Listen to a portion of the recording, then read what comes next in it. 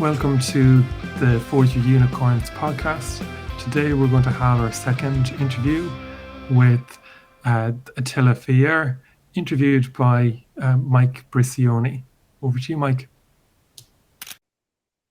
Thank you, Gerard. So, Attila, welcome. Today you will be tortured. I was waiting this moment. Looking forward to it.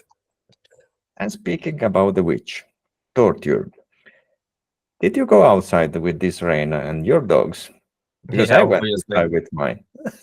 Obviously. So they have business to do every day, which I prefer them to do outside. So every day I walk them at least 3 times, and the evenings are usually not mine, but yes, they are walked usually at least 4 times. Good. Did you get your scuba diving suit? Because No. it was raining pretty heavy. Yeah, it is, but I'm not made from sugar. And in 2022, I decided I will go for a hike on average at least once every week.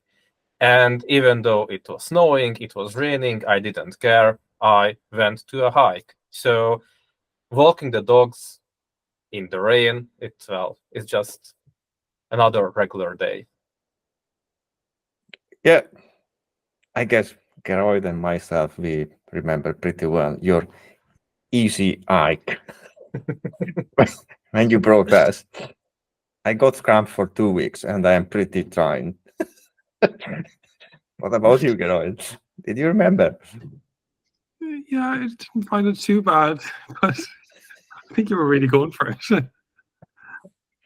Yeah, for you guys that you are listening, to let you understand, Attila said us, okay, I will bring you in an easy hike, and we'd end up in the snow until half of the leg submerged in the snow. And it was easy. Okay, good. And let's continue if you want on dog and your passions, or because it's one of your passion, becoming a software craftsman that trains other software craftsman person. Let's you decide. Which track do you want to go deeper at the beginning of this interview? I believe listeners are more interested in my professional career and viewpoints. So I believe for their sake, it would be the wisest decision. Okay. So let's start with this. My opinion also, they will be really interested in you as a person because you have a interesting and intriguing personality. But let's start in with how did you find the software craftsmanship and why did you go in love with it? Well, it's a very interesting thing because when I was attending the university, I got disappointed of the software engineering track. I didn't expect anything before, but I didn't get what I wanted to get. So it was a very interesting feeling. And I decided that I will do my master's as an electrical engineer.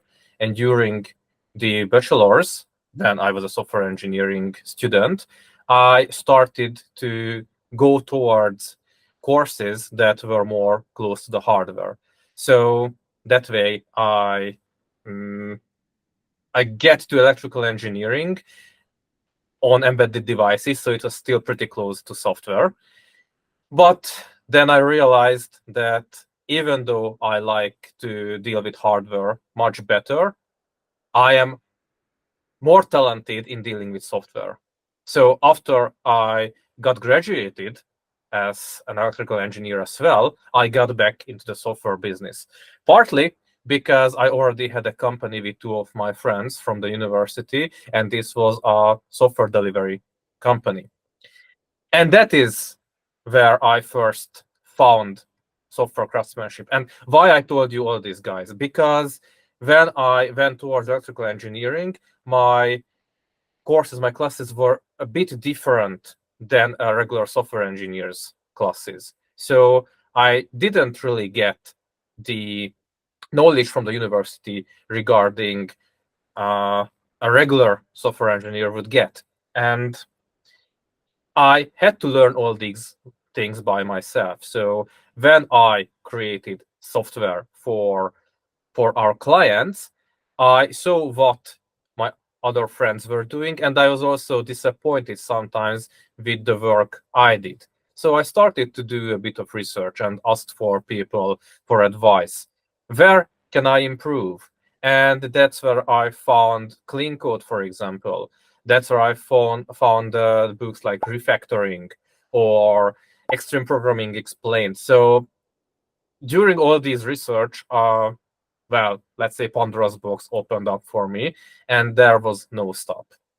This is most probably the first aspect. The second is, besides developing software for our clients, we opened to training. So we had courses about various topics. There were hard skills. So, for example, Java development or Android development or stuff like that. But there were other more theoretical topics like design patterns and refactoring.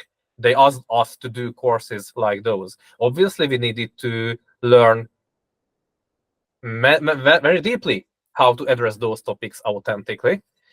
And also, when I got into very deep into those topics, I got very interested. What's more to learn there? And also, students was always asking very hard questions. Most of those I couldn't answer on the spot. So I had to do my research. So the next day I will be able to answer. And after some time, I was more proactive and went ahead before a specific class to be able to answer most of the questions. So I did the research because I got interested, I wanted to improve, and I also wanted to serve my students.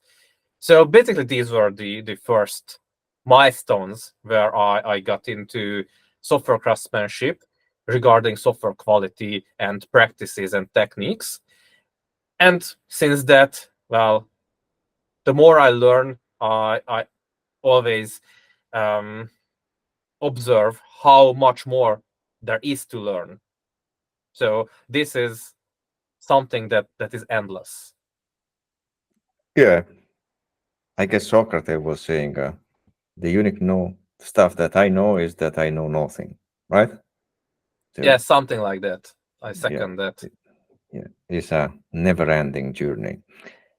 But yeah, it's really intriguing how your evolution towards software craftsmanship began from a place where we all believe that it should be taught at the university how to write software. And you, me, and a lot of peers that we have in our networks, they are realizing that, yeah, indeed, the university is not training as it should. Yes, Not but like engineers. like I mentioned, I also shot myself in the leg by going on the hardware track. So Yeah, yes, it could be something that explains, but then you moved, and so you moved towards software craftsmanship. And I still remember pretty well the first day that I met you in one of my dojos, and it was clear to me that you weren't the classic canonical student. Do you remember that moment? yes, I remember. Well, I remember using the phrase that, okay, I joined the very first belt. I may be overeducated for this, but I still decided to come here because repeating the foundations and reliving them always gives us more perspective. So yes, I felt that I'm a bit over. Well, looking back, I felt to be a bit more confident than I should have been. I also had, well, a humble view to the industry and the practices themselves to realize that maybe I know many things, but I know that there is always more to learn. Yeah, and I remember also your feedback at the beginning of our acquaintance. That was, your way to run your classes is really different than what I was used to do. So can you tell us, because you were doing professional training for extreme programming and you joined the dojo, one dojo that was still in the, I don't want to say early stage, it was still something that was really solid. It's not the version that we have now with all the tricks on behavioral engineering and neuroscience. But yeah, let's the audience to realize that which was your realization moving from a professional trainer inside a dojo. So from one class to another type of class, a dojo. Yes, so usually what I was doing before is I first introduced people to the theory, then gave them exercises to apply in practice. That was one thing that is different in the dojos, because in the dojos, usually we introduce people to the theory through practice. So here is the exercise, let's do it. Okay, we will fail. Let's explain why we failed, and let's try to come up with better solutions. And then we tell the students the theory behind. To be honest, I tried to have similar approaches before, so I realized that I needed to do something differently, but what we have in the dojo is much more polished than my initial experiments. So that is definitely one thing. The second is how inclusive the dojo is. So everyone is welcome there, welcome to speak their minds, even encouraged to speak their minds. So it is indeed a discussion. Most probably we should say that it's a discussion between the students most of the time, and the coach is there to supervise. And if the discussion goes to not that healthy direction, then he can step in with questions. So now there are many aspects in that last part. So indeed we are doing coaching instead of being instructors and telling them this is what you need to do, and we are guiding people with questions and making them realize their way, or the not necessarily best way, but a better way to do things. And I just realized that when we introduce practices through indeed exercises, that can be a form of a question. So it is indeed coaching as well. So, okay, this is a problem which can be interpreted as a question. What is your answer? Okay, this is the best answer you can give. So yes, it's a eureka moment for me in the middle of the interview that this is as well a coaching technique. So I can recall that these were the most interesting things for me in the very first session. And there are many more that we are doing differently compared to what I did before, but maybe these were the first realizations. Okay. Yeah, indeed. It would be nice if in the next podcast after the interviews, we will deep dive a bit more into the dojo, the different dojos in the ecosystem and the peculiarities that they have compared to a traditional training or upskilling program. But let's return on track about you. Because now you arrive to a point that you are coaching, upskilling, training, showing people a different way. How much different do you feel now? Now, especially that you are returned again in the business as a consultant, as a freelancer with your own companies on your own legs that are trained, as we know, doing hiking, but it's a difficult moment in the market and it's a period of time where people, they are not that much comfortable to go in this route. And instead, you are there, not only alone with us in partnership, but also helping others. So how much has changed your life? Yes, let's start with a bit of a context before I answer the question. So during my professional life, I only spent 6 years with being an employee. So I first had my own company. After that, I became a freelancer when the two teammates I had decided they want to have different routes. After being a freelancer, yes, I got employed as a lead developer. Then I became a freelancer again. Then I joined IBM, so a very different kind of environment.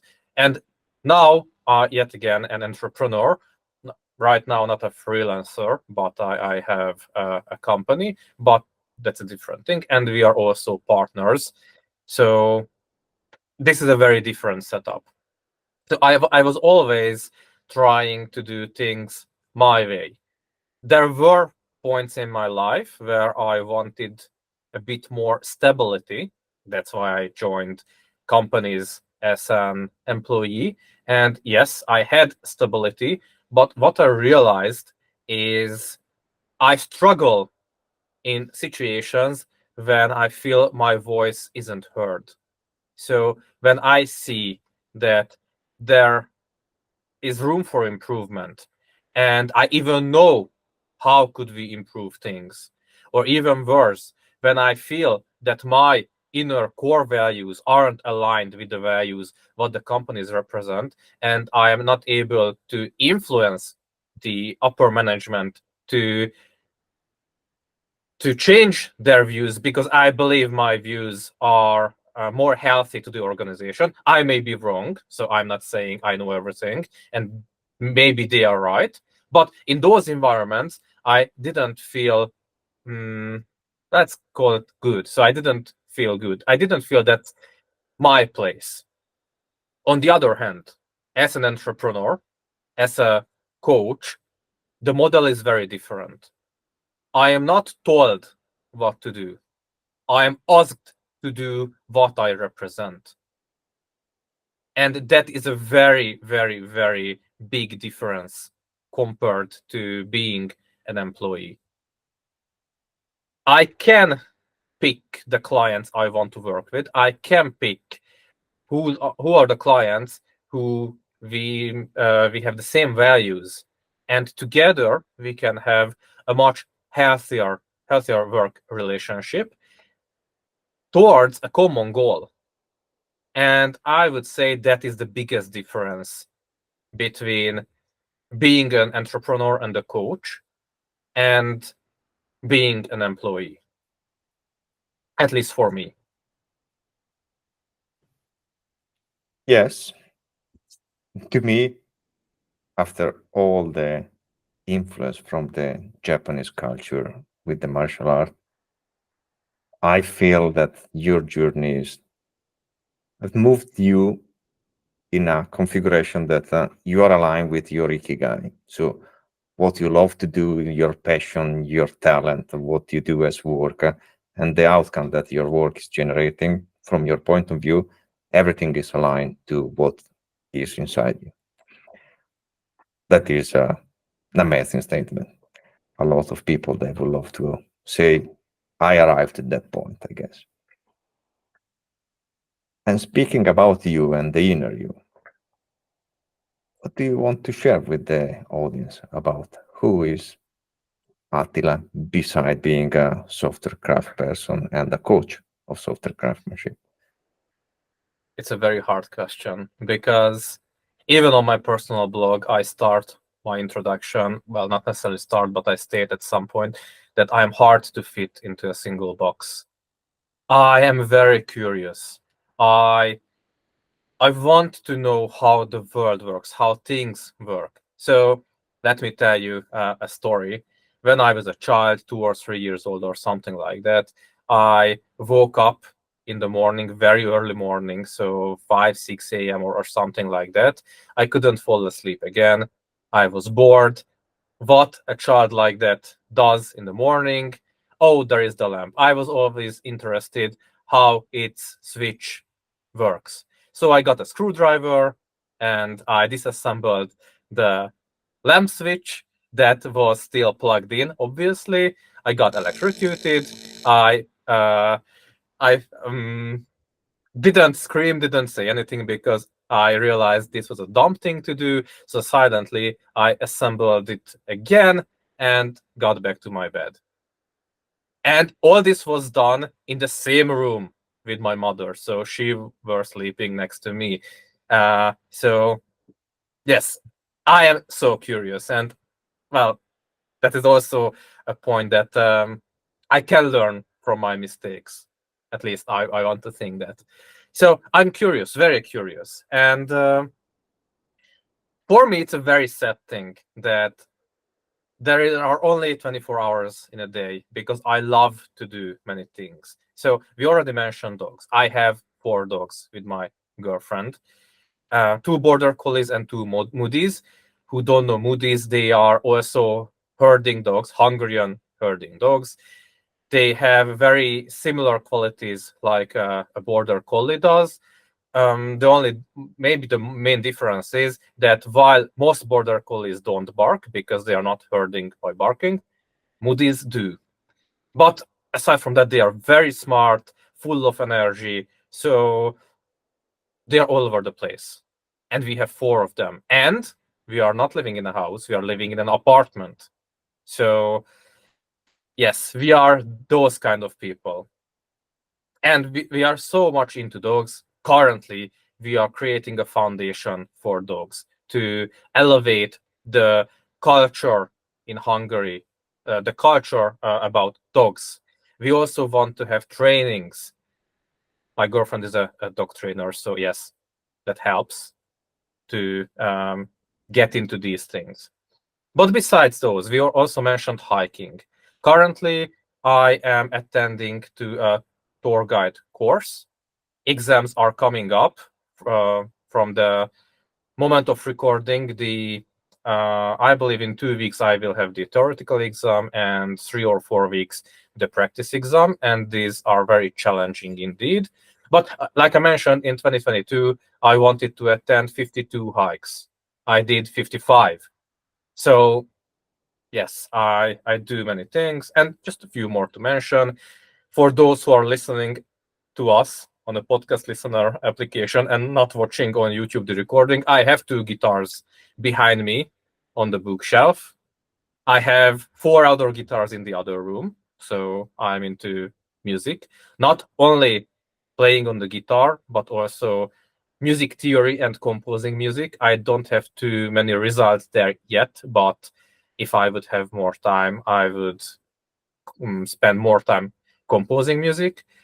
And yes, so the wall behind me is full of books. I like to read, and I only switch to Kindle these days because I don't have more room for books in my apartment. I love to do DIY, so I have many tools.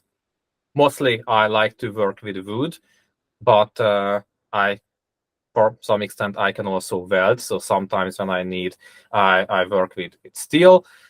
But when I do DIY, I also can utilize my graduation, my degree of electrical engineering, because I also have tools to create my own PCBs. I sometimes build my own circuits and my own gadgets.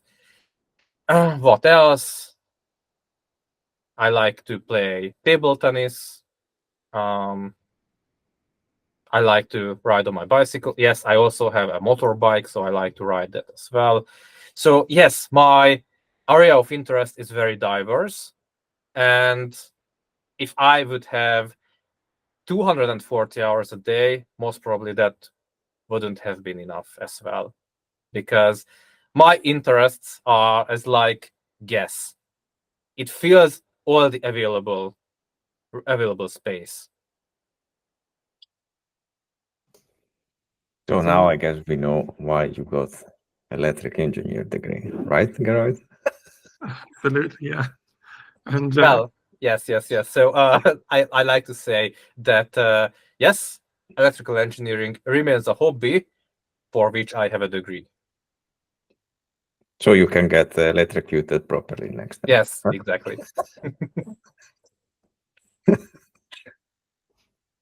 so what sort of music do you like to play on your guitar?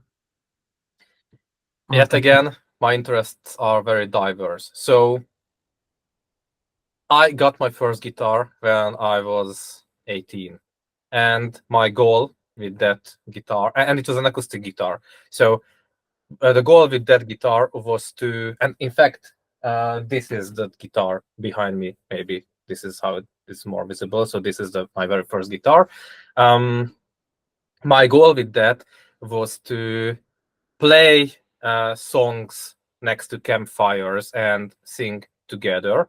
And my other is, when I will have children, I will be able to play lullabies for them. Now, these are the two types of songs. I don't know a single one. So for 9 years, the guitar was in the corner of my room, because even though I tried to play, I tried to learn how to play on it at least 6 or 7 times, I failed because I didn't have the discipline. And yeah, discipline is another topic. I was not in a very healthy mental state that time, so I couldn't just keep up with the demand that playing on an instrument, learning to play on an instrument needs. After that, when I stuck after a breakup, I decided I will do things differently. When I stuck, instead of giving up, I went to a guitar teacher.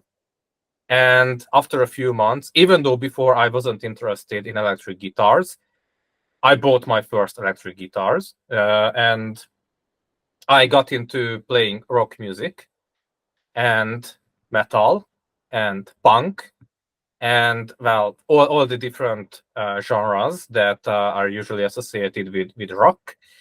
And after 2.5 years, I switched teacher, and he also introduced me to fingerstyle, those very, very, very great and well, let's call them smooth songs. Also blues, jazz, neoclassic. So basically, what I tell about neoclassic is classic pieces, classical music like Bach or Paganini, played on a guitar with distortion. So in a kind of rock or metal style. Some of those sound very good that way. So yes, I should say that my taste in what kind of music I play on the guitar is also very diverse. I feel that any genre has some interesting pieces, has their benefits to play, to listen to, and especially to practice and learn from them. So when we go into details in the theory and analyze how those songs are building up, why are they why do they sound so great, we can utilize that knowledge and use that in a different piece. So let's say when I go into a fingerstyle type of song, I realize, okay, this is so wonderful because the bass does this. What if I use it in a metal song? And it absolutely works, because these genres, well, let's say, steal ideas or reuse ideas and learn ideas from the others. And this is how it is evolving.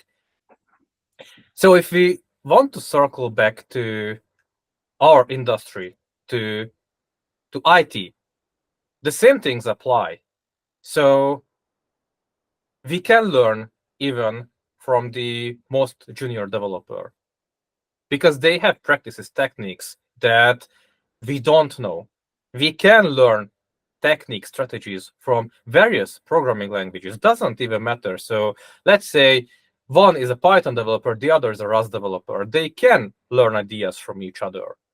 So I think it is a must for us to be open to other people and other technologies, because otherwise we will force ourselves into a box and we won't be able to grow after some time, because that box has limitations.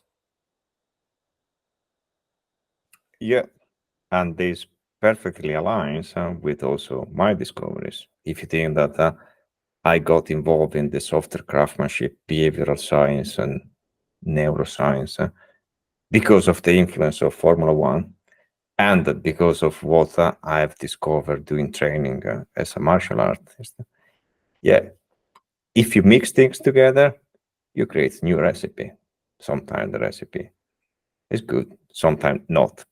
But I was really intrigued from your point about discipline. And it's something that I remember we have discussed more than once in the dojos. What can you tell the audience about the discipline and what changing you to stick with this discipline? Yes, so, well, maybe let's start with what discipline is and why it is important, then I will get to the personal part. So, for me, discipline is to show up regularly and do what I need to do the best way possible. For example, if I want to, let's get back to music. If I want to learn how to play on the guitar, I will need to practice every day. It doesn't matter if it's 30 minutes, 1 hour, or only 5 minutes. The important part is I get that freaking guitar into my hands and play something, because playing for even 5 minutes is much more than don't play at all. Also, because the human body and the brain are very lazy. If we don't practice and we don't exercise certain parts of them, they will simply get rid of certain kinds of aspects. So if we don't walk, the muscles in our leg will be weaker. If we don't practice how to play on the guitar, that areas in our brain will be less developed and the brain will forget. If we get to a certain level, yes, we can gain back the ideas, the practice, the mastery much quicker than we could get to the same point initially, but we still need time to get back. It's much better to maintain a skill than to just let it go and get it back at a later stage. So that is my point on discipline. And well, it was through a series of very painful life experiences how I got to this point. So in my childhood, I was living in a toxic environment, socially and emotionally distant foster father, socially, emotionally, and physically distant father. And well, let's not talk about that my what my mother did, because well, it's also very painful. So long story short, she left and I was left with my foster father when I was 16. And this was a very tough start. Also a series of not that healthy relationships. These all had a very serious effect on me. And there was a point after a breakup when I decided that I had enough. Even though previously I had a fixed mindset and I was thinking that this is who I am, this is what I'm capable of, this is what I can do on certain aspects of my life, I decided I don't care. I don't want to repeat the same patterns in my life I repeated so far. At least I will try to improve. At least I will try to get better. I will try to be better. I went to see a therapist and I also started to develop myself. If you are watching us, you can see that these parts, these books, and those are all psychology. So I got into reading psychology and improving myself through studying the human brain and human behaviors. And that is the point when I also decided that I want get stuck alone to learn how to play the guitar, I will go to a teacher. So that point was a game changer in my life, because with this flip, I was able to drastically change in months. So the next time I met with my previous girlfriend, it was 6 months after, and I was a different person. She barely recognized me, my behavior, and what I represented and how I lived. So in a very short amount of time, these very drastic changes are also possible. The only thing I needed was discipline, to be there every single day, to do things differently, and to do things consistently. So With you, just one more sorry. sentence, sorry. So Yeah. so basically, discipline saved my life. Yeah, thank you for this really private part of you. And because of how deep it is and how connected it is with what we do in the dojo, teaching people about discipline and getting control on their life. Did you observe in the neuroscience and behavioral aspect that we have in the dojo what you have experienced in your life? And if yes, can you tell us something about your takeaway? That's a tough one. So why it is tough is, like I said, I was studying psychology before, so I had previous knowledge about these things. But in the dojo and the practices we have there, I had more insight, and basically it helped me put all the different pieces I had around there to fall into their place. So it was a more holistic viewpoint what I got from the dojo and how we do things there. And since that, I can apply those techniques in various aspects in my personal life as well. And what I feel is, because of the background I just talked about, I can very authentically represent these things to the students. And I believe this is also a very important aspect, because I don't only preach these things. I lived what it looks like if I do things differently. And now I live what happens if I do things this way. Amazing. I guess this is the testimony of the power of behavioral engineering applied to changing life. So from a developer to a software craftsman coach. Geroid, So go ahead. I guess we've talked about a lot of different things. What has been something interesting that you've learned along the way that you haven't discussed so far? Wow, that's a tough one, because we talked about so much and so many lessons learned. Let me think for a moment. If I want to emphasize something that we previously said, the first one is discipline. The second one is doing what you love and being entitled to do what you love. These are two very important things. And maybe the third one is the culture that is around ourselves, the people that are around ourselves matters.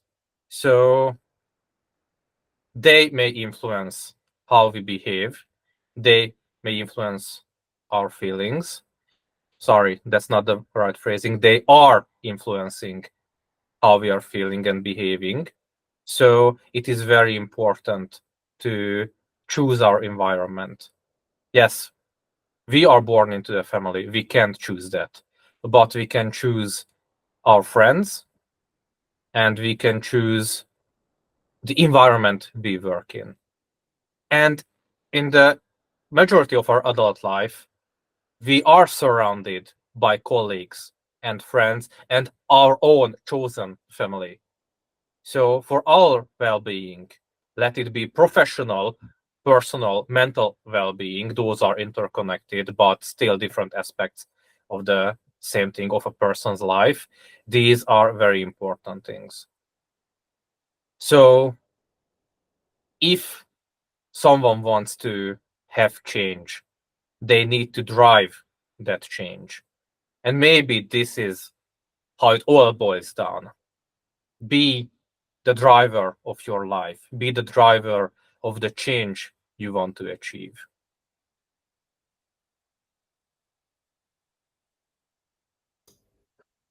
So then, is there anything important that we've missed? Yet again, a very good question, because I talk a lot and I jump between different, seemingly not related topics.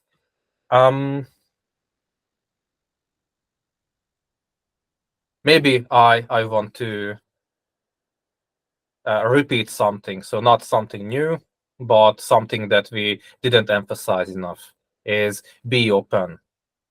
We should be open to the world.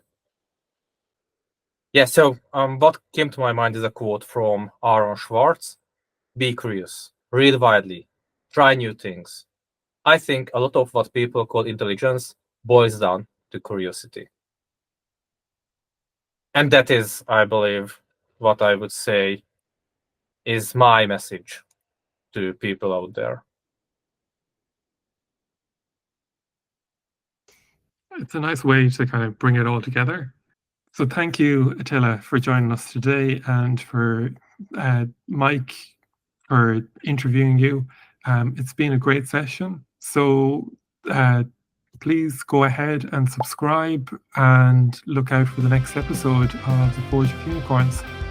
Thank you, everybody. See you guys.